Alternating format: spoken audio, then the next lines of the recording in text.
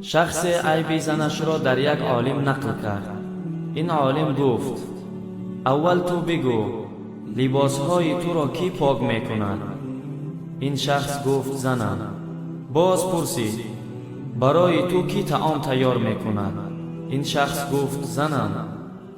باز پرسید: وقتی که تو از خانه خارج میشوی خانه و جایداد تو را کی نگاهبین میکند؟ این شخص گفت: زنم. این عالم پرسید: پدر و مادر خود را گذاشته همراه حیات تو کی شده است؟ این شخص گفت: زنم. باز این عالم پرسید: وقتی که تو در خانه ات بیمار میشوی کی تو را بیمارداری میکند؟ این شخص گفت: زنم. پس این عالم پرسید: آیا زنت برای این همه کار مبلغی از تو پرسیده است؟ این شخص گفت: نه، نپرسیده است.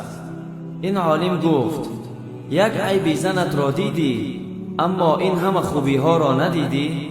این شخص خجالت شد و خاموش از جایش برخاست و رفت. وقتی که زنها یک خطایی میکنند ما به آنها 10 سخن بد میگوییم، اما هیچ وقت در کارهای خوبشان آنها را تعریف نمیکنیم. حالا اینکه دین اسلام معامله خوب با زنها را ترغیب و درس میدهد. پیغمبر صلی الله علیه و سلم فرمودند که از شما بهترین شخص همان است که برای زنهایشان بهترین باشند.